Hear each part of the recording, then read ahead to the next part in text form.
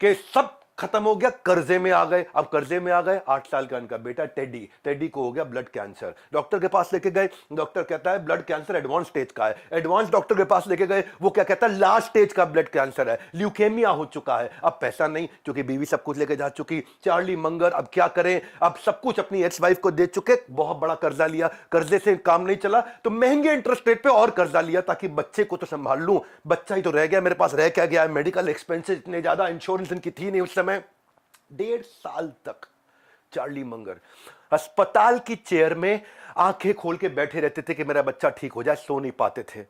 Couch पे बैठ बैठ के सारी सारी रात बिताई इन्होंने। हॉस्पिटल की कैंटीन से जंक फूड खा करके अपने बच्चे का ध्यान रख के कर्जा ले लेकर के इलाज कराया। ना कोई परिवार में आया, ना कोई दोस्त आया, ना कोई रिश्तेदार आया, कोई सपोर्ट के लिए नहीं आया, अकेले पड़ गए। 1.5 साल के बाद बच्चे की ब्लड कैंसर से डेथ हो गई उसी अस्पताल के अंदर। और अपने बच्चे को अपने सामने मरता हुआ देख, उससे बड़ा दर्द क्या हो सकता है।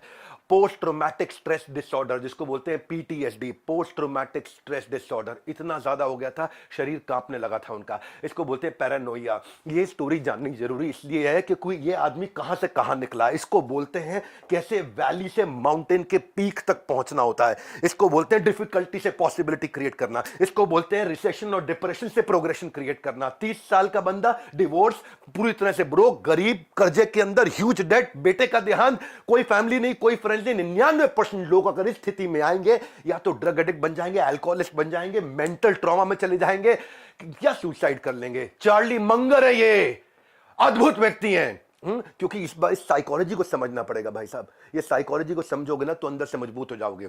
चार्ली मंगर बोले मैं कंप्लीटली डिवास्टेटेड, शैटर्ड था, लेकिन गिव अप नहीं करना चाहता था। 3 साल के बाद फिर से विवाह किया, एक नए रिलेशनशिप में आया, अपनी लॉ फर्म खोली रियल एस्टेट पे, वो भी बंद हो गई। फिर ट्रॉमा। 1 साल के बाद उसके बाद इन्वेस्टमेंट से काम किया, 6 महीने तक प्रॉफिट कमाया, वहां पे बहुत बड़ा लॉस हो गया, एक और ट्रॉमा। चार्ली मंगर की जिंदगी में समस्याएं आती रही, समस्या खत्म नहीं हुई। जब इनको क्या हुआ, कैटरैक्ट का जिस समय इलाज नहीं हुआ करता ढंग से, आई सर्जरी इनकी हुई। आई सर्जरी में डॉक्टर की गलती से आई सर्जरी फेल हो गई, पूरी तरह ब्लाइंड हो गए। डॉक्टर ने बोला दूसरी आंख भी जाने वाली है। अब ऑब्सेसिव रीडर, एक दिन में एक किताब पढ़ने वाला, बचपन से एक सुपर डुपर जीनियस, अब वो पढ़ नहीं सकता। उसके लिए लगा जैसे मेरे को जेल में डाल दिया, मुझे फांसी दे दी किसी ने। Never give up attitude. बोले मैं ब्राइल सीखूंगा। ब्राइल क्या होता है, जो विजुअली इंपेयर्ड व्यक्ति है वो बिना आंखों के हाथ लगा लगा के कैसे पढ़ सके। उन जमाने में, क्योंकि पढ़ना तो है मुझे, लेकिन उनको यूज नहीं करना पड़ा, क्योंकि जो दूसरी आंख थी वो चलती रही, वो उनके जीवन के आखिरी तक चलती रही। 100 साल के होने वाले थे, वो चलती रही। लेकिन स्ट्रेस था कि दूसरी ना चली जाए, दूसरी ना चली जाए। उस स्ट्रेस ने इनको कमजोर नहीं किया और मजबूत कर दिया। स्ट्रांगली मेंटली, मेंटली स्ट्रांग, काम और एकदम पेशेंट, फोकस्ड रहे कि मैं इन्वेस्टिंग स्किल सीखूंगा अब, इन्वेस्टिंग स्किल सीखूंगा अब।